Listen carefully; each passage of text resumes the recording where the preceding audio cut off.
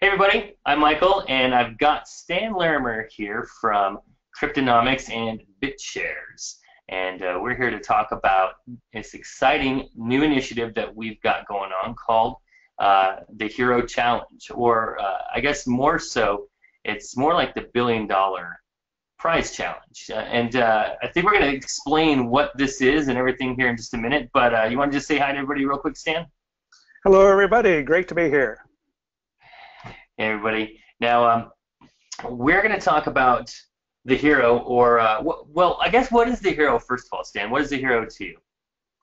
Well, what we've done is we've produced a new coin using BitShares capabilities that should be of great interest to ordinary people.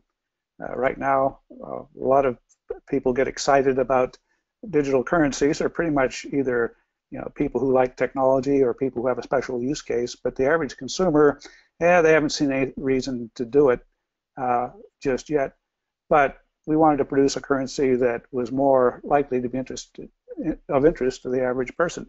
And the average person out there would like to have something that works a lot better than the banking system, like to have something that is stable and doesn't put a lot of risk on them in terms of volatility, because most people don't like to play the markets, and something to give them a nice stable 5% rate of return, because that's something people just can't get these days. So when I was a kid, I could put my money from mowing lawns into a passbook savings account and earn 5%. And I'd like to return to that day. And so we created a coin that does exactly that. And that's the one we're going to market to the mainstream. And what you're hearing today is our plans to take it to the mainstream, which, quite frankly, is about 100 times bigger market than the current market that we've been playing in. Right. And so, even on the coin it says honest money for heroic enterprises. And I think that's a really great tagline for what the hero is in just a quick little description in a little nutshell. And so people will say, well, what do you mean by honest money? Well, that's a really good question. I guess we could talk about what dishonest money is like, money that tends to lose value over time because governments print too much of it. That's pretty dishonest. And the fact that money gets interfered with all along the way when you try to send it to somebody.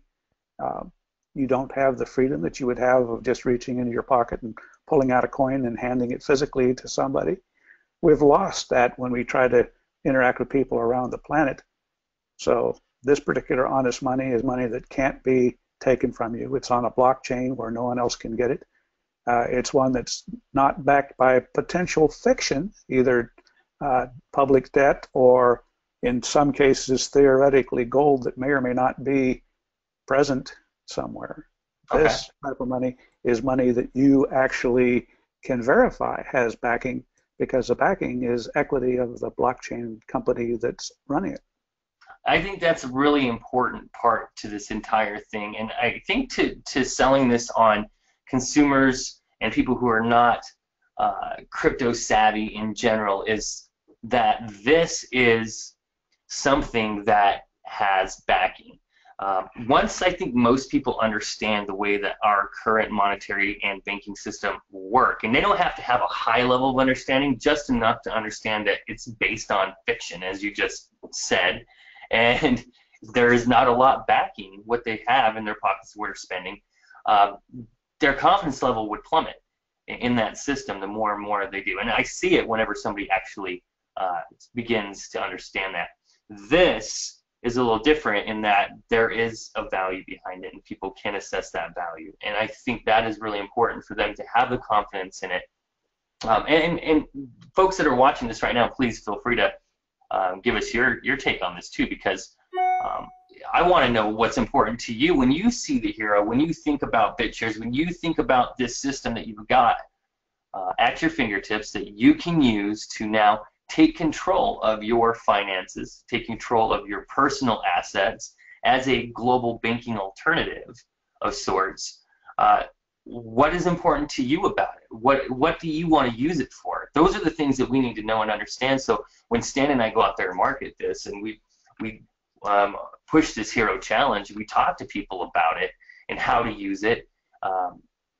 We're able to talk to them about what's important. So that's really great stuff. So I'm going to actually go to the next slide because I think that that's important too. It is the $1 million to $1 billion club. Who's in that club now, right?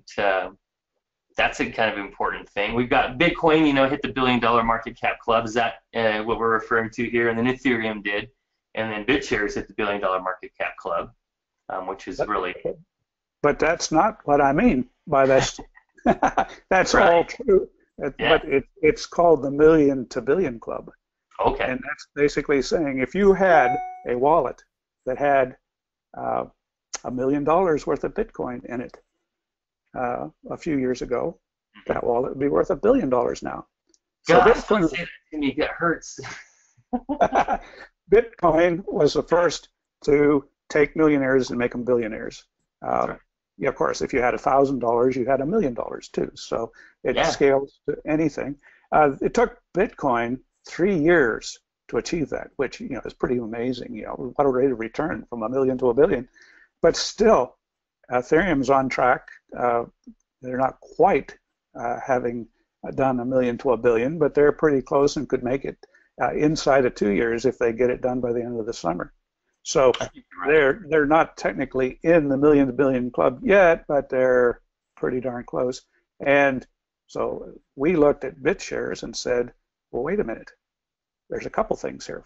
If Bitcoin and Ethereum did it with the things they've got going for them, and as we'll show in this conversation, we got a whole lot more going for Bitshares than they do, then one would ask, why wouldn't we expect Bitshares to do that same thing? If Bitshares does do that same thing, and we can sort of say, yeah, I think that's really likely, then why don't we build an entire marketing campaign around the fact that, hey, that could probably happen and has happened without such a marketing campaign with Bitcoin and probably Ethereum. Mm-hmm. Why not build a marketing campaign that assumes that will happen and put a $1 billion prize out at the end of it so that it becomes a self-fulfilling prophecy? And that is the idea that inspired everything that we're talking about here, because we can prove that coins do this. We can show people that we're better positioned than either of those two were before they did it, and we're putting a marketing campaign behind it that is unequaled in the industry. Yeah, I agree. It is interesting watching the Bitcoin jump and then the Ethereum jump, and now here we are at the precipice. The technology, as you just said, is completely different. We've been, I believe, more advanced than the other two that we've been talking about for quite a long time. But we've been under the radar. There's a lot of folks that have heard about it and have built some companies on it, and we'll talk about them here on the next slide.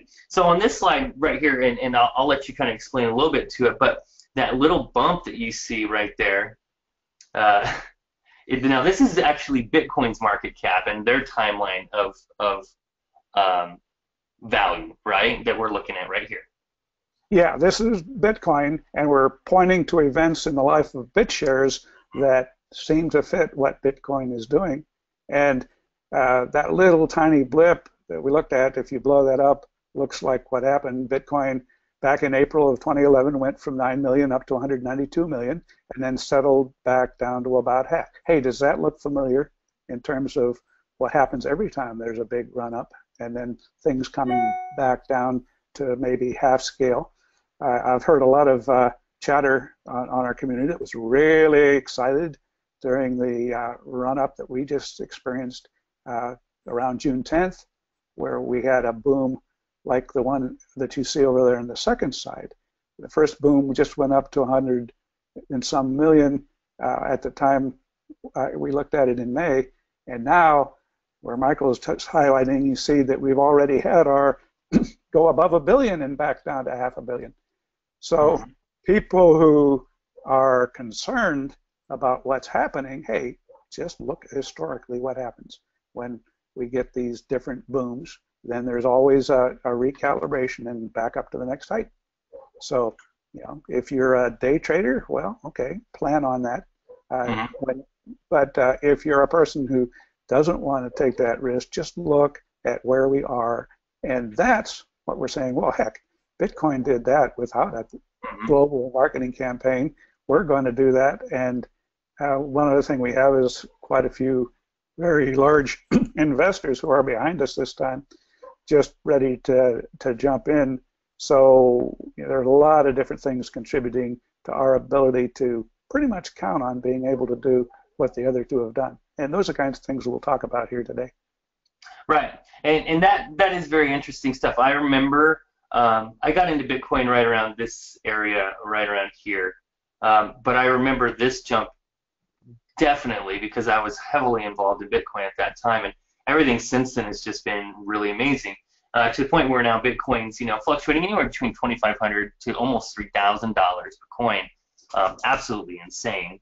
Ethereum topping over $300 several times, $350, and Bitshares pushing over $1 billion market cap multiple times in the last month. Just kind of testing the water, and I do believe that we're about to see from this blip, like you said, in June of 2017 that we just experienced right here, which is where we're at, to see this big jump. And that's going to be really exciting stuff, as I think that this is where we're at, right in this section right here.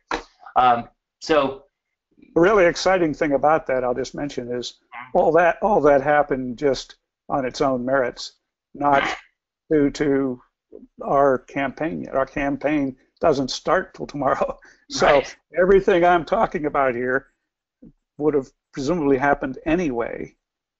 There's a few of you who may have bought based upon us leaking to you what's happening, but in general, the rest of the world hasn't seen this, has no clue what's coming, Yeah. and that much happened already on its own. So take that into account. Absolutely. So on this screen, and I really like this one because it puts into context the technological capabilities of what we're talking about. So we've got over here, and I'm going to highlight this, and if you want to just go through it, we've got Bitcoin right here, and they're worth the most right now in terms of market cap and cost and value, quote unquote. And then you've got Ethereum right here. And what's the correlation is, I think, this section right here, right, which is the speed of transactions. Yeah, Ethereum is 27 transactions per second. Bitcoin is about 3 to 4, maybe maxing out at 7. And so I put them over there sort of on a scale of, Bitcoin is how fast can you walk? Ethereum, yeah, maybe how fast can a horse run? And then clear over off the chart the various technologies that run our blockchains, Bitshares, Steam, and EOS is shown. I probably should have shown it clear off the right-hand side, as the speed of a Borg cube or something. I don't know, but it would, it obviously allow us to scale to where the right-hand axis becomes meaningless because there is no limit. But the real question I want to ask everybody is, you're so used to thinking of number one being based on the metric of market cap, okay? But certainly competitions of all types, just look at the Olympics. There's all kinds of games where different things become what the competition's in. When competition comes to the ability to scale to handle all the world's transactions, the technologies we see along the bottom x-axis there are the ones that, as far as I'm concerned, determines who's number one, not the instantaneous market cap. That might tell you, the market cap, right, is an indication of past history. It doesn't really tell you anything about the future, or not much. What tells you about the future is the x-axis in terms of what is the performance of different systems. So I would argue that the technologies that we're promoting are number one, and Bitcoin is, clear back at the beginning. And as I've always said, I salute Henry Ford for developing the Model T, but don't drive Model Ts anymore if I've got a Starship I can take. Absolutely, and that's a really good point. That puts it into a very good context, I think, for a lot of people. When I heard you say that the first time, I kind of chuckled a little bit, but it's so true. Thank you, Henry Ford, and thank you, Wright brothers, and Leonardo da Vinci too. But I'm not flying in one of those things, across Atlantic, or even taking it up anywhere around here either, for various reasons. And it makes a lot of sense. And I would like to say, when people start understanding technological capabilities of what we have to offer, when people start understanding not just the tech, but just the ability to save their assets and to have more control over them and to have the personal freedom of it, I would like to see the value of Bitshares and Steem and EOS continue to rise, and I guess have that value be recognized in terms of market cap and marketability. Then that would be really great stuff. So on this next slide. Oh, just a minute. Yeah. Wait, back it up. We got these little robots there I'd like to just mention. Yes. Sovereign software companies. We have a collection of people on this call that may range from people who've been with us for the past 4 years. And basically, we started 4 years ago tomorrow on July 4th to develop Bitshares. So long history with some people, but some people just joining us, and certainly all the people we want to reach with the Hero have no idea what the benefit of a sovereign software company might be. Decentralized autonomous company is what we called it 4 years ago, but I'd like to emphasize the sovereign, the idea that these companies sit out there and cannot be interfered with by anybody, any government, any power, any big bank. That's what Bitcoin was originally designed for, and all of these blockchain-based systems are basically there because they're built out of a whole bunch of computers scattered around the world that check each other, and no humans can corrupt because their robots are all checking each other, and the robots are programmed to be robotically honest. Right. And therefore, we're relying on that. But here's the other big factor. If we were to try to go out and sell that to the average consumer today that doesn't realize how much at risk their money is in the current system, even though every decade we've seen some major currency collapse going back as far as you can remember. But people just don't have memories that are that long. New people are coming along all the time. And gee, the Great Depression and the all the inflations that happen somewhere else really don't enter into people's consciousness.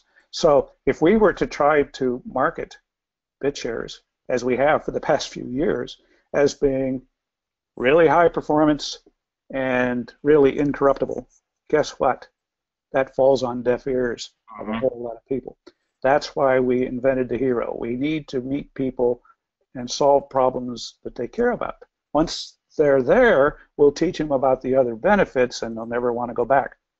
But that's a fundamental difference in our marketing strategy coming forward in the coming year, and what you typically see people out doing various interviews and so on, talking about their great new blockchain. Most people don't know what a blockchain is and don't care to find out. But if they can go get 5% on a passbook savings account, maybe that's worth learning about. And so that's the big difference in our approach. Yeah, okay. And that puts into a lot of perspective, too. How many people here understood kind of the approach behind that? Is that we want to be able to, well, take the power away from everybody to corrupt or control it. And this is a way to do it. So how many people here are getting that? I see people answering on there. So awesome. Now we have a couple of questions, and I'll answer a few of them too. Right now, somebody says Hero works the same way as BitUSD, apart from different interest rates. We'll cover that here in just a few minutes. Somebody's saying, I think for blockchains in general, it's super important to have developers. It'd be cool for a developer like me that just starts out in the blockchain area to have video tutorials to get started with Bitshares. Yeah, I think that those kind of things are coming in the future. Now that more people are showing some interest in it, we do have some core developers who've been around for a long time. Some of them may be on this call. There's other folks that have been on here working with us, and as Stan just mentioned, and showing on the slide, different spin-offs, like Steem's kind of a spin-off from what was started. EOS is kind of a new iteration. It's kind of Bitshares on steroid and then some. It was with Daniel's new project with that, which congratulations on that. I mean, over $100 million donations within the first few days and stuff like that, which is great. I think it's on track to be one of the biggest ICOs, if not the biggest ICO in crypto history, which is going to be kind of a fantastic thing. Somebody mentioned Peer Plays, which is another spin-off by Jonathan and the rest of his crew. And there's a lot of other developers, again, as Stan said, who've been in the Bitshares ecosystem working really hard to develop separate companies that help build on what we have to offer to bring in more people. Open Ledger, Ronnie over there, and other people. We've got, you know, the Remedial projects and other folks that are trying to bring in and trying to build out the ecosystem so folks can on-ramp, off-ramp, and do different things within here. On this next slide, and let me get rid of that drawing, is again in perspective of the technology in and of itself. But this this is a really important slide because of what we discussed. Go ahead and go over what you want to, and then I'm going to take a minute on what I think is really important on this particular slide. Okay, well, there's two things that are being talked about. One is just the total time it takes, or the total transactions per second that can happen. I think most people have noticed Bitcoin with 7 transactions per second and Ethereum with 25. You know, those are good for, you know, experimenting, but it doesn't scale. As soon as you put a big task onto it, like, for example, a big major crowdfunding activity, suddenly they clog up and have to start rationing their bandwidth because they can't get everything done. And that's what's driven up the price of doing transactions on those networks. But generally, that's what you get throughout the industry. And if you look way down in the bottom right corner, the 3 little bars that are shown in that circle compared to the total capacity that Bitshares brings to the table, you know, it's not even in the same league. All those little bars, you know, that are about the same size as the dash bar over there are stacked up to represent 3,328 recent stress tests that we did. That's not a limit on how much we can handle. That's how many transactions we were able to generate, and the system didn't break a sweat. Theoretically, in the laboratory, we've shown that the technology has the capability to go up to 100,000 transactions per second if people out there just switch to, you know, state-of-the-art processors that are commercially available. Right.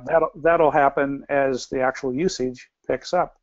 Note also, by the way, someone was asking about peer plays. I put a little peer plays symbol on that chart over on the right hand area just as a salute to them. But yeah, they do count too, using the same technology as Bitshares and Steemit, enhanced with, you know, new features.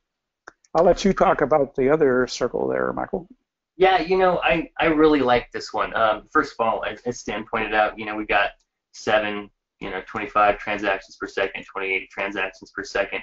Those are all great, but again, you cannot replace a global financial system, be a global banking alternative, even really do a decent amount of point-of-sale transactions per day at a busy company, let's say Starbucks, for instance, you know, and be able to run on any of these networks, Bitcoin, Ethereum, or Dash. You just can't do it. I don't see a way to do it. And I'm in e-commerce. You know, I've done this stuff for years. I know people who run websites that have, you know, tens of thousands of transactions per day, easily. And when you start adding up one company with 10,000 transactions, and you maybe have 100 of those companies that have 10,000 transactions, what's going to happen to these networks? What's going to happen is exactly what you've seen happen in the last 30, 60, 90 days. You see large crowd funds, ICOs, but it doesn't matter that it's an ICO. You see a large amount of transactions. Now they're fueled by these ICOs that are coming, and people all want to jump in, so they're all pushing all these transactions through these networks. But it doesn't matter what it's fueled by. The ICO is fueling it. But what it is, in general, is all these transactions coming through the network, just like any other financial network, like Visa, MasterCard, or anybody else. And they're clogging the network, and they're causing the network to shut down, go slow, exchanges that are trying to exchange those types of currencies and crypto assets unable to trade those assets, customer support departments being clogged to the point where they're 2, 3, 4 weeks out in support tickets, people sending assets to convert from one to another, having those assets hanging in the ether, so to speak, pun maybe not intended, but now it is. Those things happening. Big problems. I don't know what's going on here. I got something that's not happy.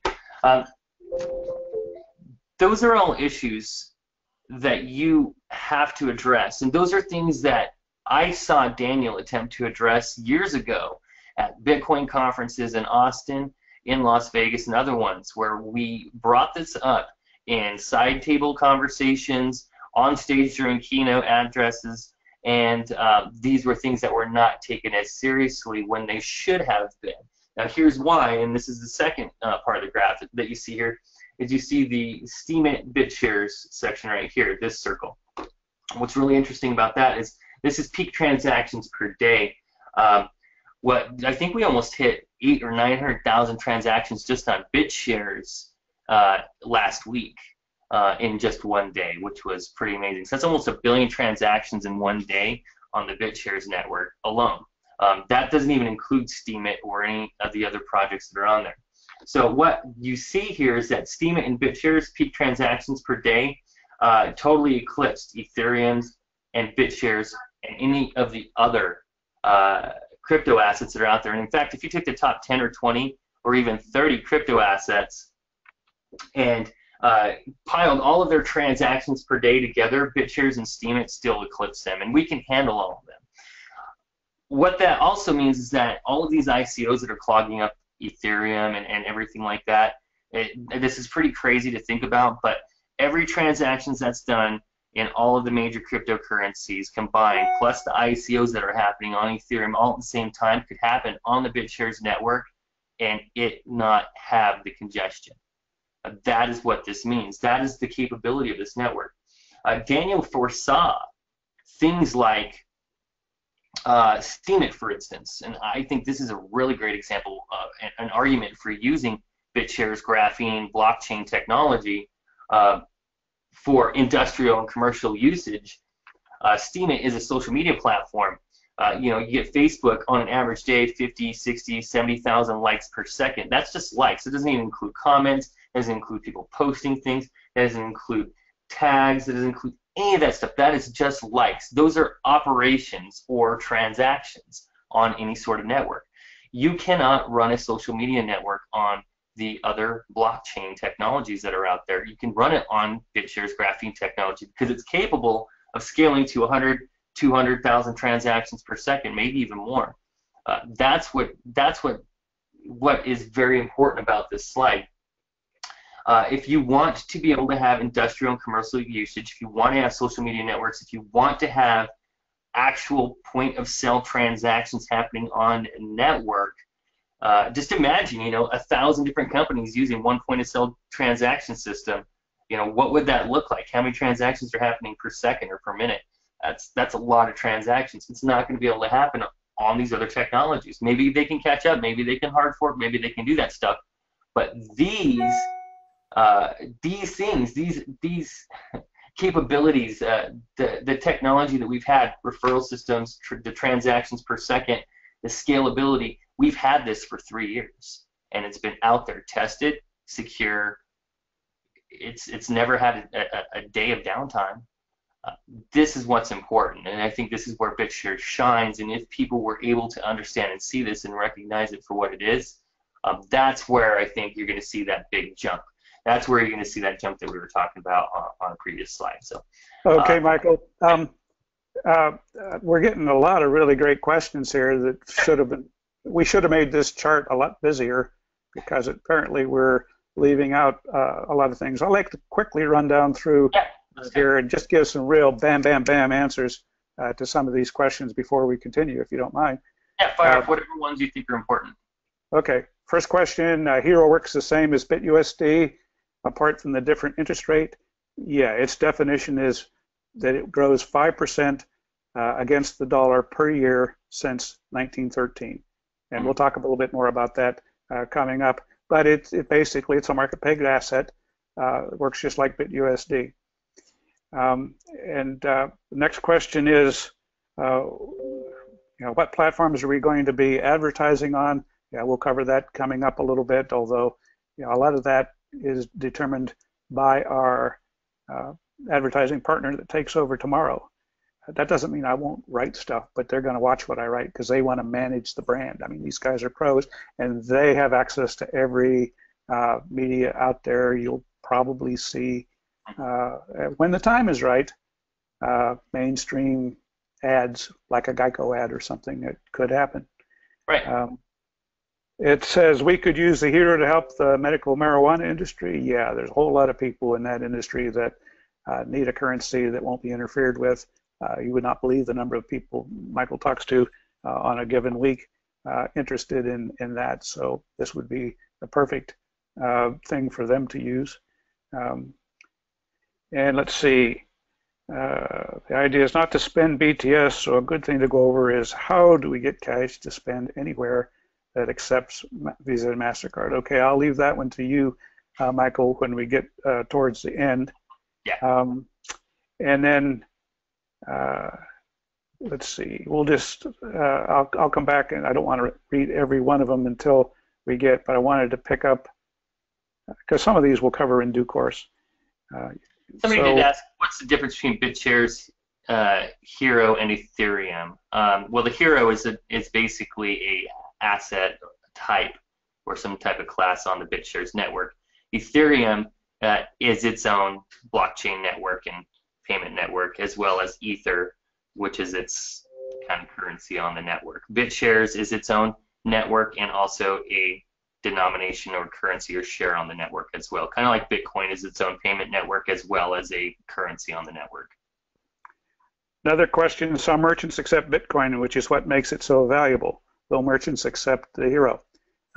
Very interesting. Many things to be said about that. It turns out that accepting Bitcoin directly is going to become a thing of the past. It's been Bitcoin's advantage, as you've indicated, but more and more payment systems are abstracting that out and accepting dozens of different currencies so that it doesn't become necessary for merchants to be aware of what digital currency is being used. Michael's got a company that will load a debit card from any of the main currencies, including the Hero, and you can then just go spend the debit card anywhere you want. You can see that at remitio.com. So it doesn't matter, is the bottom line. Long term, that advantage Bitcoin has goes away. But keep in mind, by the time the Hero and Bitshares is #1, we'll have that advantage if we ever need it. Mm-hmm. I agree, and also it's maybe not necessarily to be spent too, and I don't want to be giving advice on what to do with your money or anything like that. Me personally, I see the Hero as something that I would put my money into and keep into. I wouldn't necessarily spend it. If I wanted to spend it, I might move some out into something that would be more spendable, but the Hero is supposed to appreciate at an average of 5% per year. So if I were to be spending it, I'm kind of spending my nest egg that's appreciating rather than letting it sit there and accrue. So I see people as holding the Hero more than necessarily spending it. But I do also see people doing some transactions in it. I see people holding on to it as a savings more than anything like that. But I see other people who've talked about accepting it as payment. I've accepted it already as payment, but I didn't cash it in. I saved it. So, I would be willing to accept Heroes as payment for different things. And how many people here, if you guys know about Heroes, would accept a Hero payment? Let me know, because that's important to us too. We're actually considering paying people in Heroes for different tasks. So, that's something that's important to us. Let's see. What are the drawbacks? Go ahead. Yeah, that's the one I was going to talk about next. What are the drawbacks of the DAC, e.g. management issues? This is actually an inverted question because if you look at the management issues Bitcoin has, it cannot even decide what the new block size ought to be. Bitshares has upgraded many, many times during the past few years with new features. The community has the authority to decide to do an upgrade and make it happen very quickly. So it's actually an advantage, although technically Bitcoin is a DAC. It's decentralized, it's autonomous, and it's a company. Whether they realize it or not, it's just a very simple company and it's unprofitable. And it doesn't have any kind of a management methods. Now, one of the true interesting challenges is to improve management, because when you decentralize management, you pick up the lack of immediacy that, at a dynamic company with Steve Jobs at the head of it, who can make an instantaneous decision. You don't get that type of flexibility, and so you're always limited to that. If you give any system that much power, it'll probably run away with you and become corruptible by some other outside power using that against you. So it's a compromise, but Bitshares is actually one of the most successful governance systems that you could get and still remain highly decentralized. Right. That's that is very important, and that's part of the problem, I guess, and part of this solution that we have here is that we don't have that central authority. We don't have that one person that can go and just make that decision. And there are times that is really, really good. When you're worried about corruptibility and stuff. There's also times when it comes to pivot that you're not able to do it quite as quickly. And maybe that's the next problem that we need to work on solving, is how to get the folks that are voting and the delegates and everybody that are on this part of the system to be able to move a little bit faster in those times, be able to vote for initiatives and workers and things like that, and proposals that we put out on the network. But that's also part of the strength of this network, is the governance of the network, the way that we have governed it, the way that it has been governed by the people. We don't always agree with each other, and believe me, there are definitely some decisions that have been made that I am not the most pleased with, because it's made what I feel is adoption of BitShares a little bit more difficult. But that's my opinion, and that's not the overall consensus of the rest of the shareholders. So I just have to ride that out, and hopefully they either see the light, or something else changes, or something else happens, right? That's kind of just how it works. This next slide's a good one, because it's kind of about the guy responsible for a lot of this. Now, there's a lot of folks that have worked on BitShares that are responsible for what it is today, absolutely. But I think the person that this all starts with is this guy right here, Daniel Larimer, which is Stan's son. And Daniel, again, if you guys have seen us speak previously, but I'm going to just say again that Daniel's really one of those guys who impressed me on such a intellectual level the first time I met him, and then subsequent conversations at everyone since then. And I always have valued any time I've been able to spend with him personally, together with him physically, or even on any conference calls. And we've spent a lot of time on conference calls in the past when BitShares was being developed in the 2.0 and everything features. What I gather from all those conversations is that he just has this vision that is so much far beyond the scope of most people, what they're able to see or even care about, or even be able to implement or build. And he's been able to do that over the last few years particularly, and I've been starting to see a pattern of him stair-stepping everything that he's been trying to do. He's building this out in increments. He realizes that you can't build the whole thing out in one piece. You have to build it out in pieces and parts in order to get the whole thing into play, and I see what he's doing now.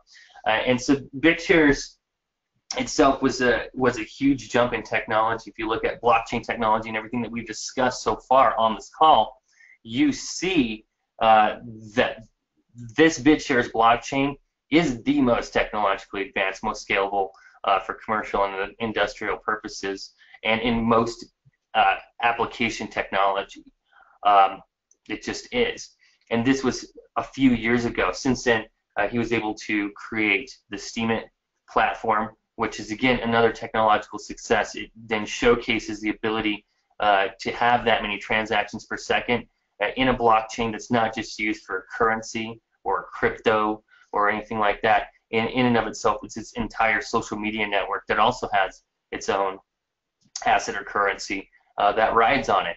And that in and of itself was huge too, to be able to take that and then make that leap from the Bitshares system and the DEX that we have to Steam it, and now to EOS, which again I believe is going to be on track to be the largest donation and contribution ICO in crypto history. It's gonna get there, I believe it fully. It's only been what 5-6 days out, and it's already in some of the top, I think 5 or 10 that have ever launched, and it's still got another 350 something days to go. So we'll see what happens. I myself am really excited about the advent of that technology and what it's going to do for Bitshares, what it's going to do for blockchain technology and the world as a whole. Daniel, you know, and he said this ever since I met him, is that, you know, he and his principles and what his goals are is to secure life, liberty, and property for all, freedom, you know, to make your own choices without third parties stepping in or people getting involved. And that was really great. And so, like I said, you know, he really impressed me the first time we met. He talked about everything from applying blockchain technology to the insurance industry, to entertainment, to medical records, to you know, everything. I think we've even talked about like DNA sequencing and all sorts of craziness involved. This is the stuff that blockchain is capable of. And years ago when I met him, that's what turned the light on for me. And I thought to myself, this is way past Bitcoin. Whoa, wait a minute here. I get it now. And that's why I've kind of just worked alongside as much as I can to promote Bitshares and the understanding of this technology and getting some sort of adoption or usage or anybody to really understand or shape any sort of course in this. So that's why we're here. And Daniel, I mean, he walks the walk, and I don't know what else I could say about him other than he is one extremely smart person that has a lot of convictions too, and it's based not just on his words but his actions, and that I can appreciate quite a bit. So I'll quit on that slide and kind of move over to this one. And this is a good timeline of what he's done. I'll let you kind of go over this a little bit, and then I'll fill in if there's anything. 4 years ago tomorrow, we started a company. Dan, you know, was the vision behind it. He got some investment from a big investor in China. Within 5 months, on September 5th, Guy Fawkes Day, or November 5th, Guy Fawkes Day, introduced ProtoShares, which was just a clone of Bitcoin, but it was a way for people to own a coin that could then be upgraded to the destination of Bitshares over time. So I had several PTS. I still have some. Yeah, it was an early crowdfunding mechanism, a distribution mechanism where people could mine coins, and so a lot of Bitshares distribution comes from the same type of mining model as Bitcoin. But within a couple weeks, all the big Bitcoin miners were turning their power over onto that. We put a few hiccups in there to make it so they had to modify their code, but didn't take them that long to do that. And then suddenly they were sucking up all the ProtoShares just like they suck up all the Bitcoin and selling them into the market. So we came to the understanding very quickly, what's the point? If people are selling them into the market, why don't we just sell them into the market and bypass all the mining mythology that even today, over half the Bitcoins out there are mined by 3 companies and sold into the market. So that's where we started the trend towards initial coin offerings, crowd sales. That's where the model that's being used right now in the EOS distribution was first invented in something that was called angel shares at the time, which gave people a chance to compete for a small group of shares every day for a 100-day period. And so all this was very cutting edge at the time, and now everybody's doing it. But what happened is a year or so later, Bitshares came out, and it started running and proving that you could put an exchange on a blockchain, not just a coin, and a whole smart coin factory for that matter.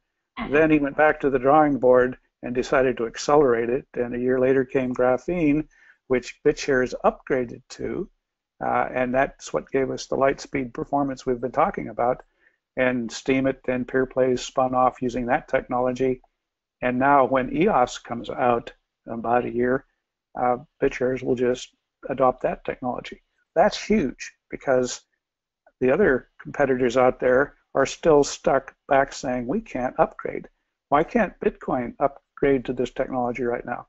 Because it's run by miners, and the miners make money, and they have a monopoly on it, a few big miners. So it can't upgrade to something that would eliminate those miners. It's stuck in the tar pits. But we don't have that need to stick with year-old technology. We've demonstrated a smooth 3-second upgrade multiple times, and that's what we'll do a year from now when EOS comes out. We'll do an upgrade to that technology while continuing to keep everybody's ownership in the current system intact and unchanged. Which is really exciting. That's a great point, is that all these other blockchains have been unable to keep up with changes, have been able to keep up with and pivot with what happens in the world. And I'm sorry, as a business owner and being in business, you have to be able to adapt or you will perish. That's just the way it is. Bitshares has been able to adapt and continue on. And not just adapt, but to evolve. Evolve blockchain technology, evolve the way that people market their blockchain businesses, even with the ICO models and structures that are out there today. And somebody did ask, why don't people ICO on Bitshares? Because they don't know. They don't know any better, that's one. Number two, Ethereum is a more widely distributed token, so it's easier for them to potentially, have distribution. But when you have these problems of these ICOs shutting down entire payment networks, when is enough enough? Well, I see a lot of people in chat being very upset about Ethereum and about the clogs and the congestion. And it took me 5 days to get Ethereum the other day. No, customer service support, help, or anything like that until it finally came through. And it's just because of that network congestion and stuff. It's really difficult to do business like that. So I don't think understand. And as soon as we start having some high-profile ICOs on Bitshares, I think you're going to see a lot of people looking at it and say, that's where I should be at. And that's something I'm working on personally, is bringing some high-profile ICOs to Bitshares Network over the next 6 to 12 months. I've got about 15 to 20 very, very good ICOs that are lining up. And we're just getting ready to put together the right team. We've been putting it together now for the last month. We're going to have the right team to start pushing these out on the network in a very thoughtful, good marketing campaign of good businesses. But yeah, now I think we're going to have to move along because I've got about another half hour, and then we can leave you answer all the rest of the questions if you want. Yeah, but like to get to the answer to a lot of questions. Excuse me. The big elephant in the room question that a lot of people are asking is, if this is so good, why aren't people using it? And the answer to that is because we have not had the marketing in place to do it, or the strategic alliances. Now, one thing I will certainly say, Bitcoin and Ethereum have done their homework. Those teams did make good alliances, and as a result, they got a lot more adoption. Our approach has been, if we build it, they will come, and it ought to be clear that building the best system is not good enough. You've got to market it, you've got to make strategic relationships, and we're finally doing that. We've finally got a team in place that has brought in an unbelievable number of supporters and investors and marketing power, and we're going to start leveraging that. So once we do that, we think that we're going to have all the market liquidity and everything else people expect in order to adopt something.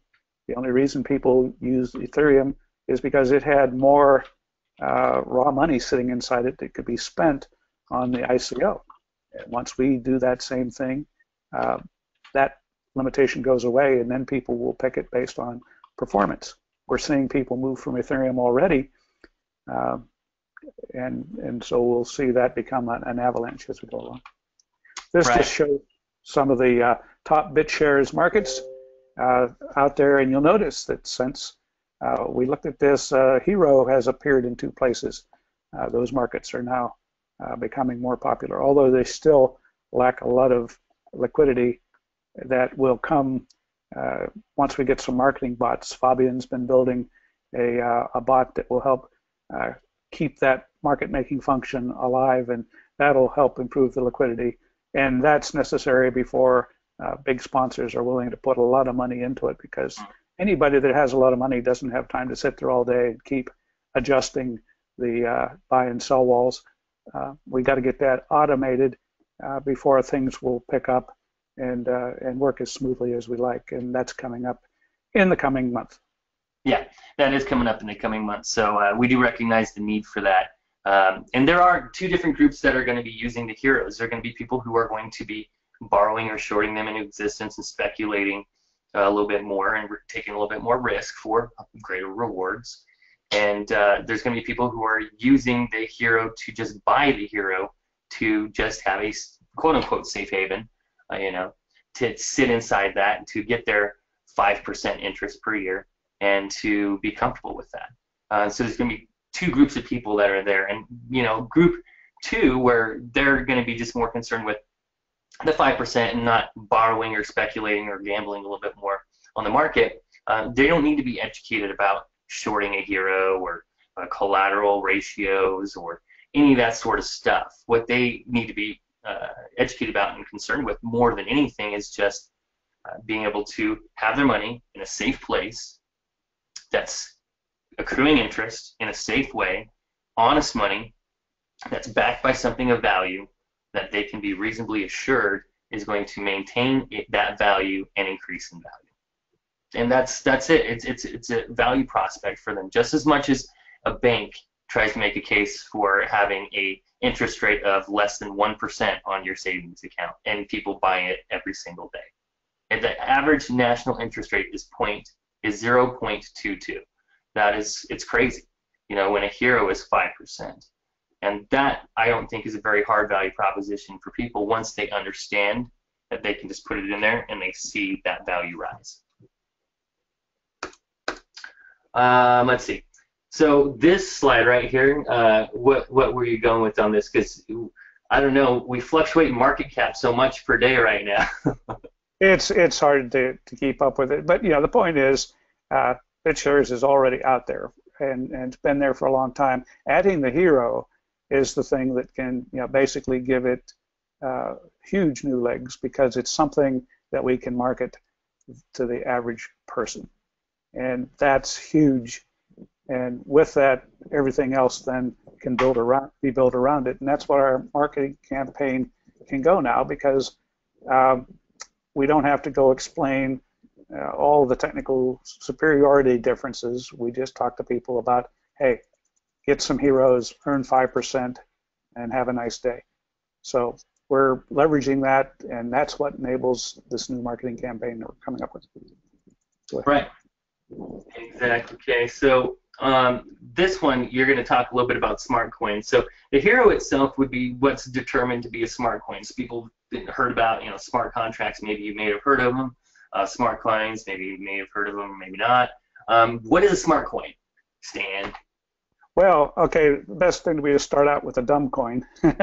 Bitcoin, I'm not being pejorative, but Bitcoin is a dumb coin. It sits there and gets passed around, but it doesn't have any processing inside it. It's just people trade it based like a dumb piece of silver or gold. Whereas a smart coin can be programmed via a smart contract to guarantee a share of another asset that's put up as collateral to back it. And so you could make the equation be anything. So people are talking about a definition that actually oscillates in time for certain applications. And in our case, the smart coins mostly say this coin is going to track the value of some other fiat currency like the dollar, euro, yuan, whatever. But with the hero, it actually throws in a growth factor of 5% annually. And so its equation is a little bit more sophisticated. And a smart coin is simply something whose value is defined by a smart contract in terms of another asset that backs it. That's interesting. So I know in the next slide we're going to show some more about the hero and how the value is determined and all of that. On this slide, you know, what's really cool about this is that you do get to see the usage of smart coins catching on quite a bit. And the orange one is BitCNY. So that's actually Chinese currency, right? That's pegged to the Chinese yuan, right? And so there it is. They're using, I mean, they're putting money into that. That's, I mean, I got a screen over here, so I'm pointing at it, but you see a lot of BitUSD, you see BitCNY, you see some euros, but you see a huge spike in the last, is this weekly here? Yeah. It's every week this year, yeah. That is crazy. That is absolutely crazy, and you do see a lot of volume. I've started checking the volume of the markets on these, and there's quite a lot of people that are putting money into these smart coins because they are pegged to the same currency that they're used to. So that is another value proposition. People know what gold is or euros or USD. If they could put their cryptocurrency into something like that, that's easier for mass adoption. This is something that we were arguing in Las Vegas and Austin about price-stable cryptocurrencies when we I remember sitting there watching Daniel talk about unveiling BitUSD and holding the peg steady, and it was so funny. I watched the video the other day, and I was just thinking about, I was sitting in the audience when this was going on, and some people in the audience got it, and a lot more of them could not wrap their minds around how a cryptocurrency could have a stable value. And it's still to this day, I see people get into just this look on their face like, how is this possible? Sort of thing. It's possible through a smart coin, through a smart contract, and through what we built right years ago here. So this is a good example right here. Is this slide, which is the hero. This is a smart coin with certain capabilities. So you've got BitUSD, it's pegged to the price of the US dollar, the value of the US dollar. BitEuro, same thing. BitGold, pegged to the price of gold. Gold goes up and down. That coin or that token goes up and down with it, right? So that is a smart coin. Bitcoin, value is determined by the market. It can be traded at any value, so it's a smart, or it's a dumb coin, right? It doesn't have any sort of capabilities or values or anything like that. What is different about the hero from a smart coin of like a BitUSD to what we've got with the hero formula here? Well, you know, the big thing about the hero, if you look at this chart, you've seen the part down at the bottom. It shows how the dollar has decayed because of people printing money. Federal Reserve took over in 1913 and has been steadily eroding it ever since. If we define the hero as starting the same day the Federal Reserve took over, December 23rd, 1913, a date that will live in infamy. And instead, you said, okay, we're going to grow at 5% every year relative to the dollar. What you see there in that upper curve is what the hero would have done if we had started it at that time.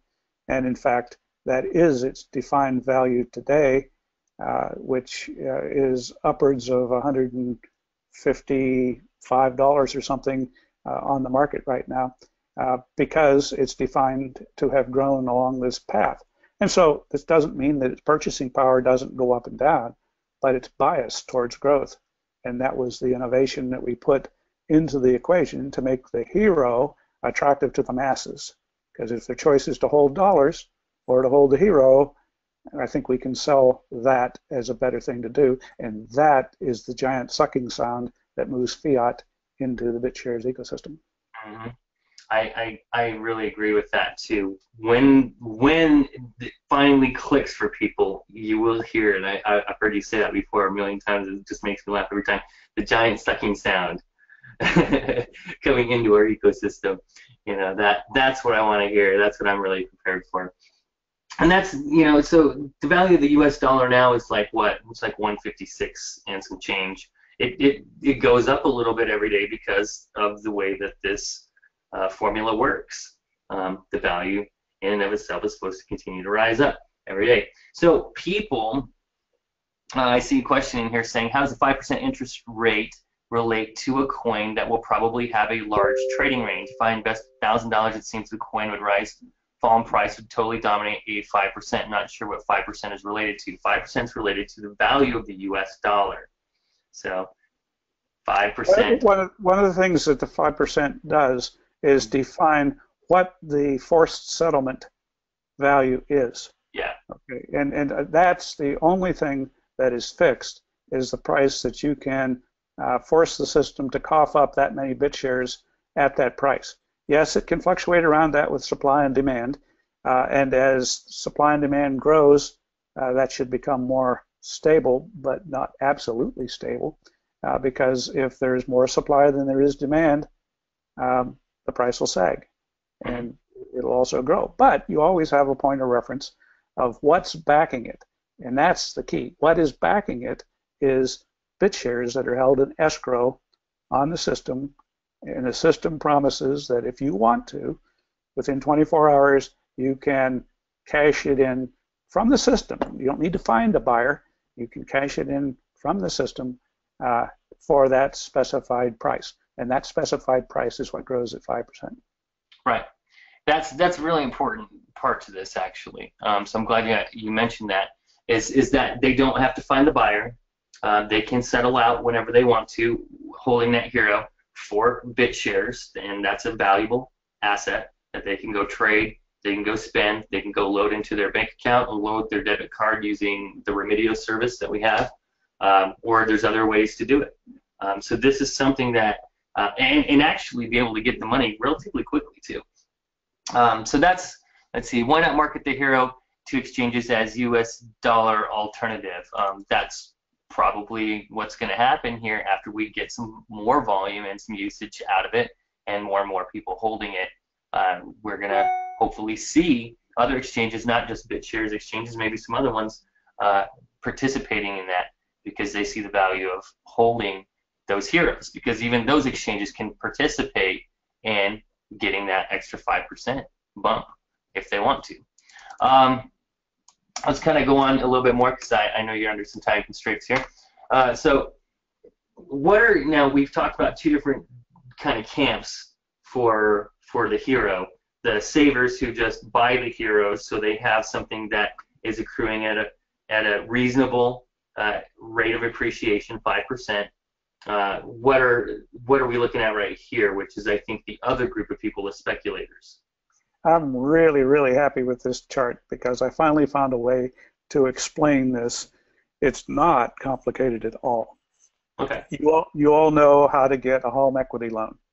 You go to the bank, you give them the deed to your house, and they lend you money, and if you don't pay it back, they take your house. Easy peasy, right? We just found a way to take that loan, if you will, and loan it in the form of a coin called the hero. And we, instead of giving the deed to your house to the bank, you give them control of your bit shares. So you still own them just like you still own your house, but they're locked up as backing for the loan you took out. And the loan is in the form of this new coin with all these wonderful properties we're talking about, and you can go spend it.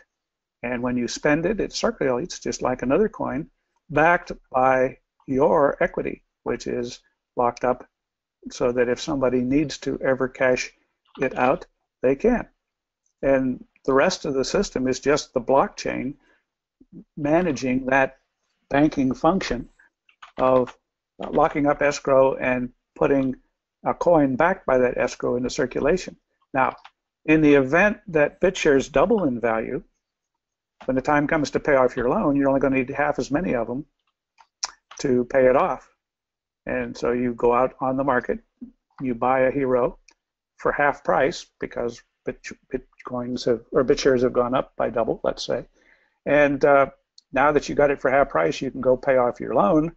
And guess what? You just made it appreciation. That's the same thing people do when they take out a mortgage on their house, and then they come back 10 years later and find the housing prices have doubled, and they can pay off their house with cheaper money, and that's all profit.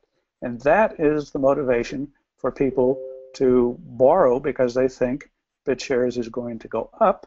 Mm-hmm. Of course, if you take and sell your coin in order to buy, cases of beer or more Bitshares, whatever you want to spend it on, and if Bitshares goes down, now it's going to cost you twice as much to buy that hero back so you can pay off your loan. That's just like the housing market collapsing and leaving you stuck with a difficult time paying off your loan. So all we did is make that an automated process, and what the hero becomes is something backed by assets, stock in the bank, if you will, in this case the Bitshares network. And now, if you were backing it with gold in a vault, well, do we really know that there's gold in Fort Knox? Or that a bank hasn't sold that gold to 5 different people, or a fractional reserved it or whatever? In the Bitshares system, you can see that every one of those heroes is backed up by at least twice the value of it, so that when the time comes to cash it out, you get a full hero's worth of those Bitshares that you can sell, and the person who took out the loan gets the rest, which hopefully will make a profit. But if not, they take the risk. The holder of the hero doesn't take the risk. And so it allows 2 kinds of people. Someone who wants to bet on Bitshares going up, they take one side of the bet, and the other person says, I don't want to risk it going down, so they hold the heroes.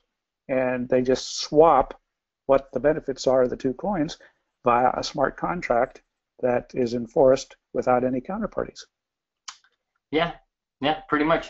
One good question to this is, and somebody has said, who's paying 5%? Well, the 5% comes out of the settlement cost. If we just sit statically there, and let's say Bitshares doesn't fluctuate, and I took out a loan, when I have to go pay that off, the value of the hero has gone up by 5% over a course of a year. That means that the escrow I set aside is I'm going to have to use an extra 5% of it to pay it off than I would have when I first did it. I'm counting, when I do that I can grow faster than 5%, that Bitshares will grow faster than 5%. And in particular, we're saying a factor of 1,000, like Bitcoin and Ethereum have done. And so if we can show our plan to make it grow that fast, a lot of people will want to issue the heroes, and that'll make a big supply available to people who are retirees who just want to secure savings. And when those retirees spend them, they just transfer them to someone else. The loan stays in existence. When someone wants to force cash it out, they can do that, but by then the people who took that bet are making is it will have grown more than 2.5%. Remember, there's double the amount backing it, so you only have to grow 2.5% to get enough to pay the 5%. Right.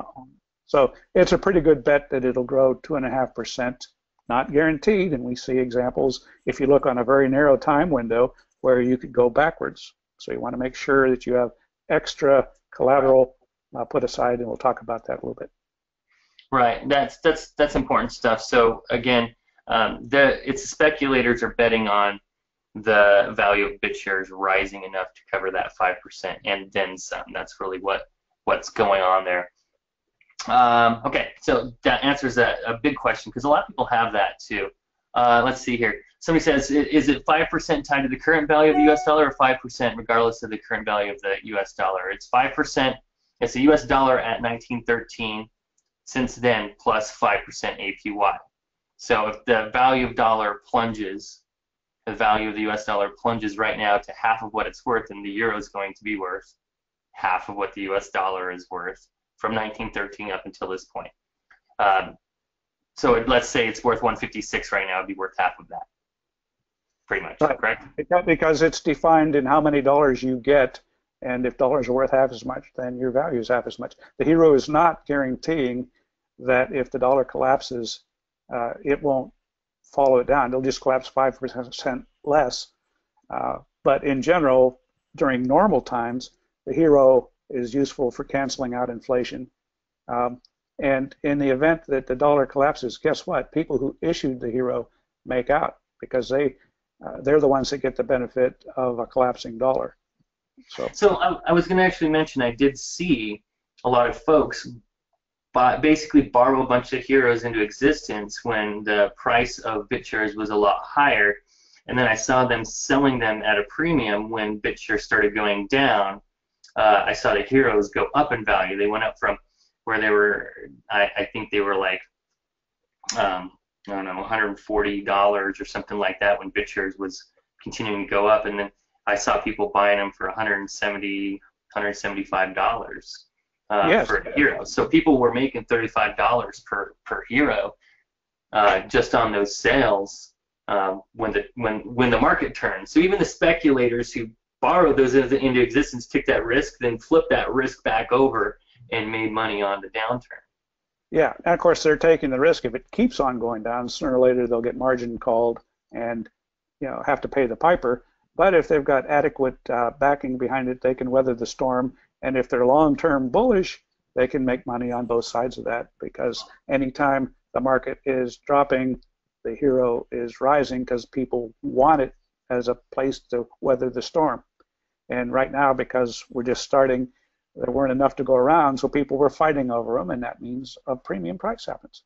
Here's an example of levels of risk, because sometimes people don't really understand why they're buying things, and so we've seen some fluctuations just because we didn't do a good enough job of explaining it to people. So let me try to remedy that here. There's several different levels. In this contest we have, by the way, no purchase is necessary. You can play the game that we're going to be talking about and earn free rows, which is just a dumb coin that we've created that allows you to earn points for doing certain things in the contest, and those count towards winning the contest, but not as much as some of these other things. The things that are higher risk get you more points and require greater expertise if you're playing in the contest. So buying a hero is a pretty low risk thing to do because it's backed by twice its value in Bitshares at least, and backed by the entire platform with no counterparty risk. So you can buy that if you're a retired person, and it'll be, it's not completely risk-free. The whole world could collapse, and the dollar could collapse, and things can happen. But in general, in the whole digital currency space, the hero is remarkably safe by comparison to, say, buying Bitcoin, which could fall in half any given day. It's been more stable recently, but it could. The next step up is if you're recognizing the fact that we're putting a contest in place specifically intended to cause people to learn about the hero and Bitshares, and anytime someone buys a hero, it's putting demand for someone to buy Bitshares to make another one to replace it. So everything we're doing is intended to drive the Bitshares up by 3 factors of 10 in the coming year or two. And so buying Bitshares and just holding it, don't do anything fancy if you're not an expert. You don't have to clear up to the next stage, but just holding Bitshares. It's got flexibility. We've seen it go way up fast, and we've seen it come back down with a 50% correction. Yeah, that can happen. But over time, we think that's a good bet if you can stand the volatility in the meantime. And then at the ultimate high level, if you're an expert, you can borrow heroes into existence and use them to buy more Bitshares. And that gives you leverage, double the risk, but a chance to really make out good, but you got to pay attention to it. And we got to discourage people from doing that if they don't know what they're doing. Just stick with one of the lower levels. All of those things will contribute to scoring points. And notice that you're not giving your money to anybody else. You're just building your savings account up with a basket of these different kinds of assets and holding it as your savings account. You always control it. The only thing the contest does is give you credit for doing responsible things, learning how to use our system, and that controls who wins the ultimate prize, which charity or other good cause wins. But you're not actually sending any resources to us or to that cause. You're just saving it and getting credit. You get to determine which cause gets credit for you being responsible. Mm-hmm. I think those are great points too, and that's a great way to explain the natural progression of understanding for some of the folks that are out there that aren't in the crypto world or understand a lot of that is just getting the free row, buying a hero, buying some Bitshares and a little piece of the actual network and shares in the network, and then actually leveraging those and getting some heroes borrowed into existence, selling them to somebody else, or keeping them, or using them to buy more Bitshares, or whatever they're going to do with them. This is a slide that you really liked, which explains kind of what you just talked about with either a person, a company, an ICO, anybody regular, a team of celebrities that are competing for $1 billion prize, perhaps, something like that, can use this method of what you just explained. So do you want to just do a quick rundown of this slide right here, an explanation of it? You kind of did just a moment ago, but this is a good visual of it. Yeah, and I'm going to do it very quickly because I got 5 more minutes. But this is just saying that, we've talked about doing one little operation, but if you set it up so that you have a stream, either savings from your paycheck, a certain amount every week, or if a company has, a profit stream or whatever, if you do that on a regular basis, then basically that stream gets used to purchase Bitshares, which get locked up in escrow, and you borrow against that stream to fund whatever you're doing, to pay your mortgage or to pay your employees or whatever. So we're working with a lot of startups on this model where the investment dollars come in and get locked up in Bitshares escrow, and they borrow against that to fund their company. Meanwhile, it's causing buying pressure on Bitshares, which makes Bitshares go up in value, so that they never actually spend the company's equity. That equity is growing, and every other company in our incubator doing that same thing is all causing benefit to every other company. And part of the contest is to get everybody in the world doing that. So we go to the next chart and look at the, imagine every company and every person out there has got some revenue stream going in there into their savings plan, and they're spending heroes into circulation. Those heroes are backed by a growing value of Bitshares, and that is the virtuous cycle that causes Bitshares to be biased towards always growing. And the more people do this, the more heroes are taken out of circulation, the more valuable they become, and the less risky it becomes to do that borrowing heroes and shorting them into circulation. So we're out there with this contest encouraging and trying to get everybody in the world. We won't get them all. Some people just won't want to do something that complicated, but a whole lot of companies we're working with will do that, and that's how we bias Bitshares towards growth, and that's how we get to the likely event that we can do the growth to $1 billion from $1 million in less time than it took Bitcoin and Ethereum. I got you. So look at the very top left corner. The hero is backed by Bitshares.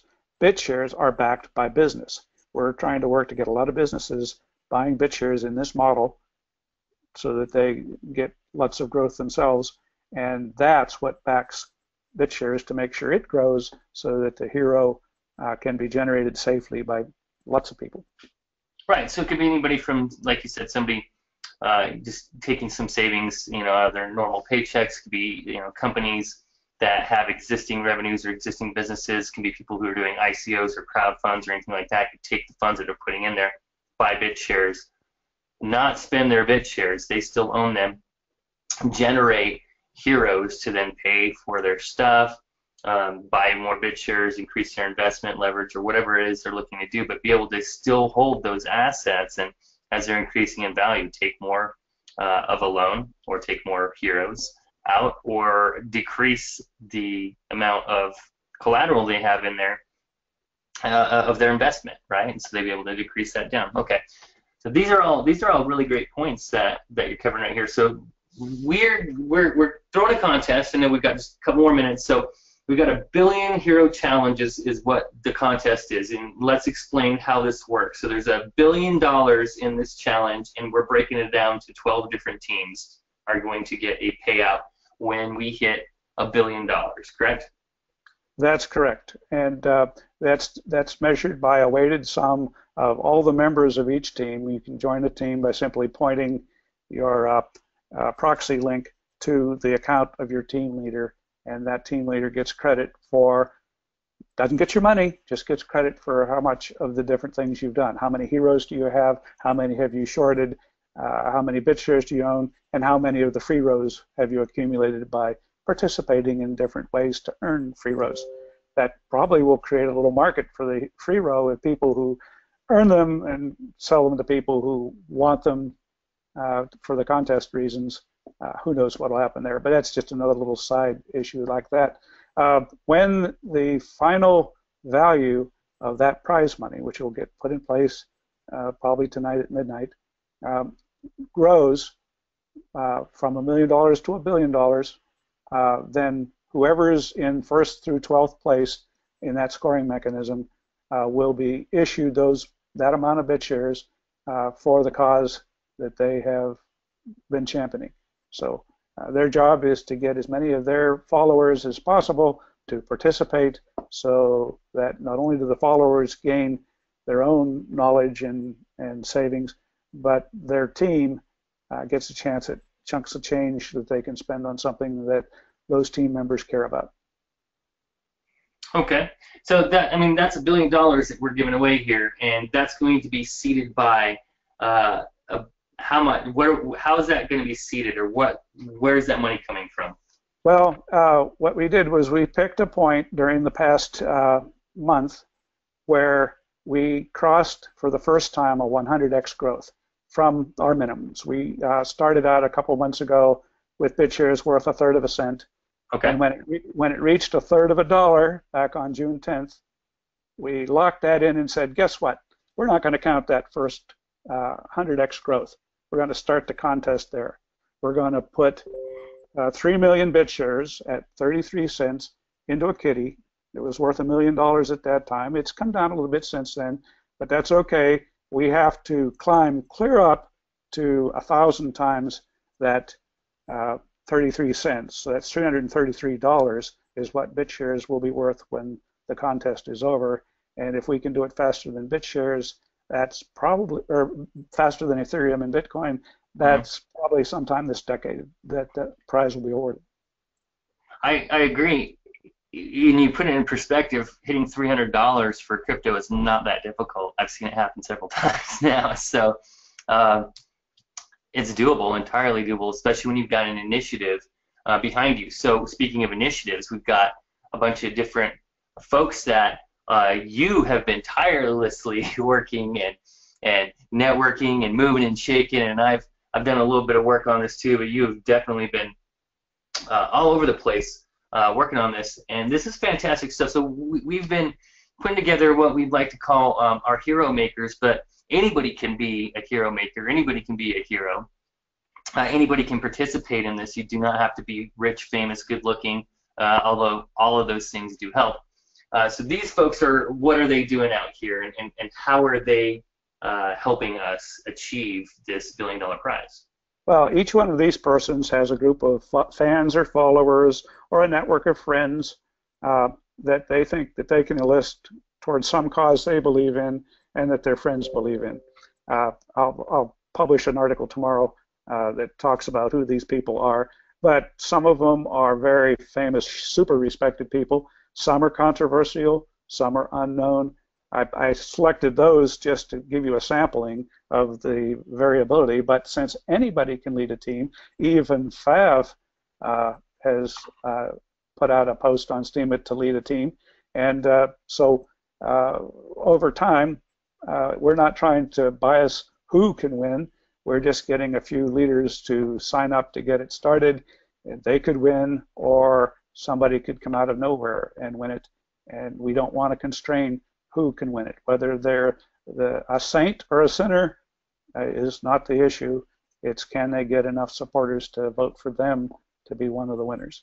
And we'll let it go at that.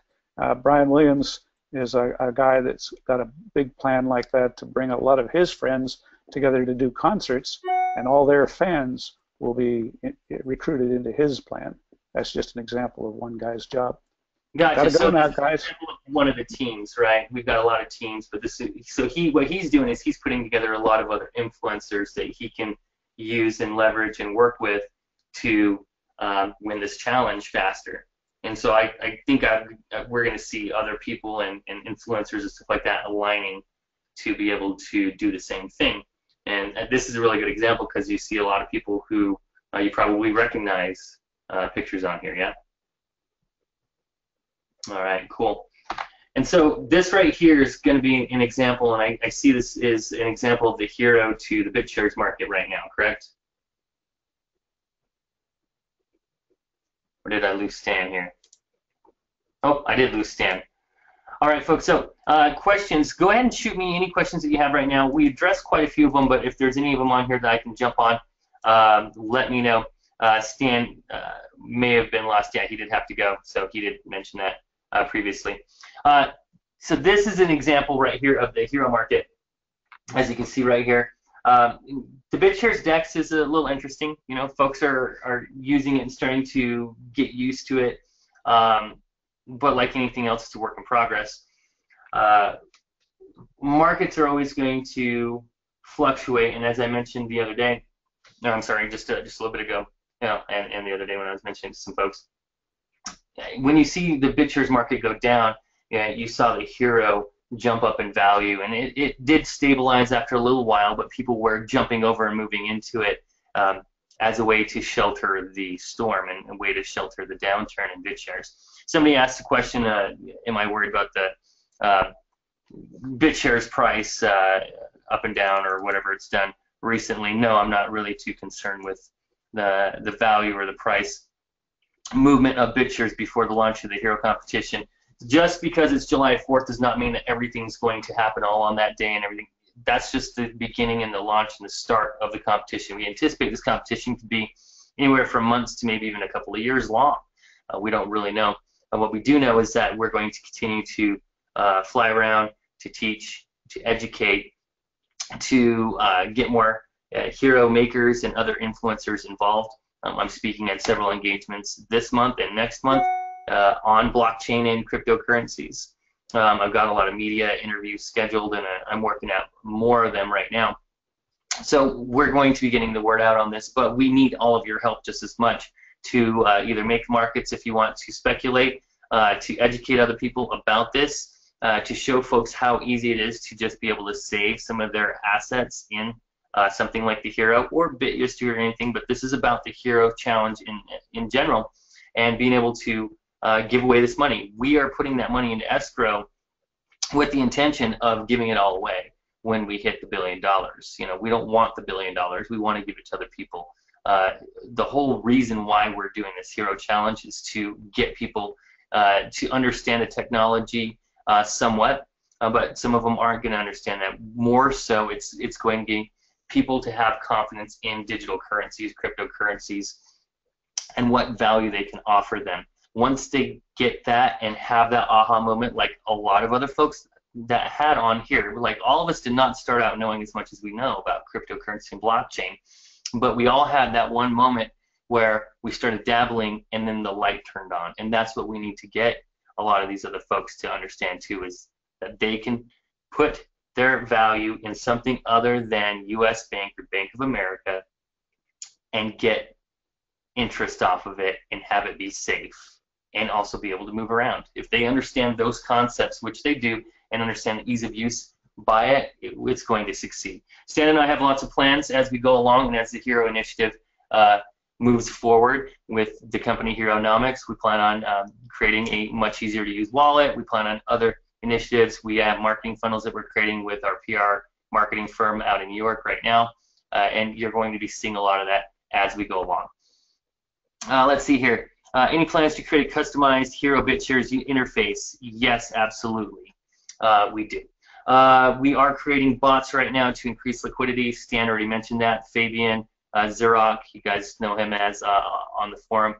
He's working on those software bots for liquidity. As soon as they're ready to rock, we will have them out and going. Is the only way to get a hero coin by borrowing against Bitshares, or can we use BitUSD? You can only get it by using Bitshares right now. You can get a hero coin by either borrowing it, using Bitshares, or by buying it using anything. You can buy it with BitUSD if you want to, and then you can settle it and get Bitshares for it. So does that answer your question? I hope it does. So, I mean, if you wanted to in that sequence, you had BitUSD, you could just buy the hero and then settle it out. Let's see, how does the price shift for hero? If BTS go up, does the hero go down? It's possible, and if you saw Bitshares go up, the value of the hero kind of did go down in that people were creating a lot of heroes and selling them, and as with anything else in the market, as they start selling them, they're going to start undercutting each other more and more and more in order to get that hero sold.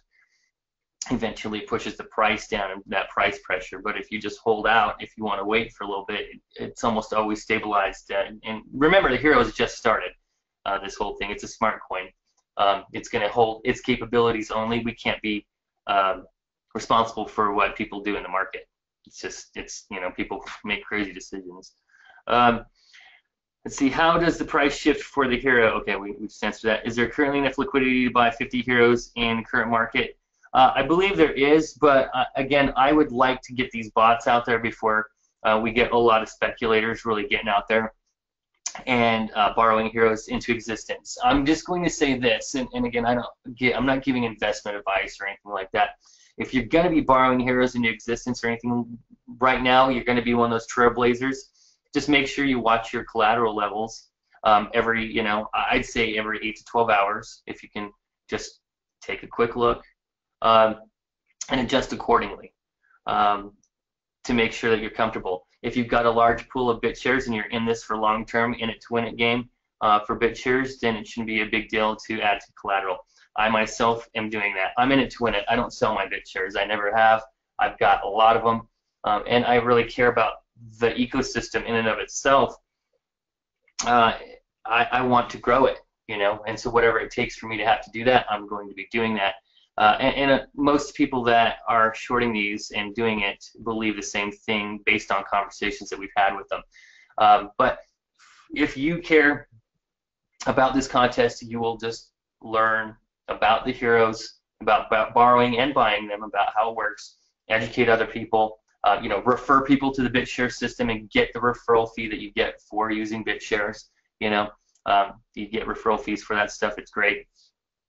And then help them with the challenge or be a leader, just like some of the folks on our forum have already started getting referrals and building out their teams. You know, this is all a work in progress. You don't have to have a team and be ready to rock tomorrow. You guys can still work on this for the next several weeks or months and make this happen. Let's see here. Any plans to create a simplified wallet to buy the hero? Yes, we do have plans to create a simplified wallet to buy the hero. The wallet, the average wallet, is a little complicated. I absolutely do agree. I've been saying that for a very, very long time, and so we do plan on doing that. I would love to see, you know, BitShares initiative of a worker proposal to create a more simplified wallet for the BitShares community in general. But we do plan on doing that for the hero. Either way, unless somebody steps up in the BitShares community and does it, and we could assist in some sort of way or help pay for it, that's an option too. We're open to pretty much anything right now to grow this, because our overall goal is, as with anything, is to grow BitShares. Technology, network, the understanding of it, and the uses and use cases of it. Some folks have asked about use cases of BitShares technology. We can point to BitShares, we can point to Steam, peer plays. All of those are great use cases. Most of them are worth, you know, companies' market cap values of at least to $300 million and up, over $500 million, maybe even. Bitshares was over $1 billion about 2 weeks ago, and it's a little bit under right now, but that's pretty impressive stuff for companies that just started within the last couple of years being worth that much money. Where's the forum so I can follow? The forum is bitsharestalk.org. Bitsharestalk.org. You can just Google it. You'll find it there. Any other questions, folks? And then I will cut this off for now. Stan and I will plan on doing some more of these. We may even get into the wallet and actually do some borrowing and trading of heroes so you guys can see it live in action as we go along. But again, we are going to have a replay of this in a couple of hours. I'll be answering questions in the chat. If you guys have any, feel free to ask me in there. I'll be answering them. I would really like all you folks to just send as many people as you can to this recording, if you'd like to the link to register for it.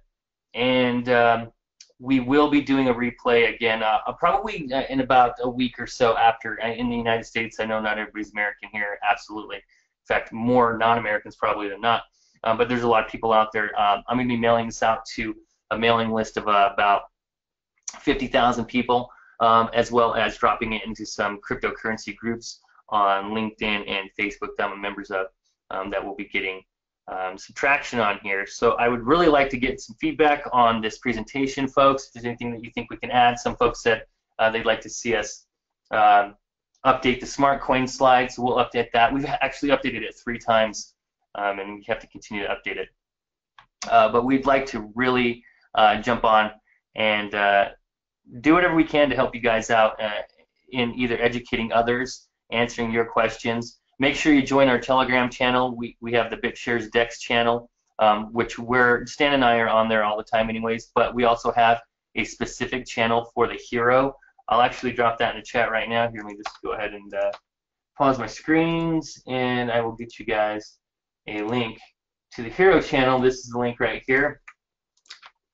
I'll drop that out to the entire audience, as well as a link to the website where you can learn more about the hero and about the initiative. We will be revamping the website to reflect some of the changes and just, you know, some overall housekeeping looks, branding and style based on what our PR agency is saying. If anybody wants to put in for doing a either web redesign or user interface for the wallet, for a hero or for Bitshares in general, private message me on well, we'll see on Telegram. Here, let me get my info out to you guys on here right now. Let's see here. This is my username on Telegram. Feel free to private message me on there if you feel like you can contribute to the hero initiative. If you think that you can be a hero maker, form a team, I'd love to talk to you. Stan and I will help you out in any way that we can. If you folks think you can help with the user interface or with web design or anything like that, I'd be willing to talk about that, because we're very serious about making this happen. Anyways, I really appreciate you all for being on here. Thank you very, very, very much for being on and asking all the smart questions. We do have quite a few folks on here. For me, not advertising it nowhere near as much as usual. I really wanted to make sure that we did this presentation to just answer these base questions. Stan, this is only the second time we've actually even done this presentation. So there you go. And we really want to, again, educate and show folks how to use this. All of your feedback is taken into consideration, everything that you've been writing in here, everything that you guys say on the Telegram forum. If you have anything specific for Stan and I, private message us on there. Let us know. I really do like the feedback. We do consider all of it, and it is in our best interest. At the end of the day, whether you agree or don't agree with how we do things or our initiatives or anything like that, all we do really care about is Bitshares system, the technology, the community, and growing it into what it deserves to be. That's it. And however we have to get there is, you know, Stan and I are getting there one way or another. So the train is leaving the station as of tomorrow. This initiative is starting, and I hope that y'all join and help grow it to be what it needs to be. Thanks a lot, folks. I appreciate it. I mean, just reading some of the comments. All right, I will leave the comments section open here for about another 5 more minutes. If you guys want to give us any other feedback, let us know what you thought about the presentation, and send anybody and everybody to this to register for this. I will have a replay on this presentation that they'll be able to access anytime, anywhere after this evening. So anybody that wants to see the replay and get notifications about it and be able to have access to it, just have them register for this web seminar. All right. Thanks a lot, folks. Have a good time, and appreciate it. Take care. Bye-bye.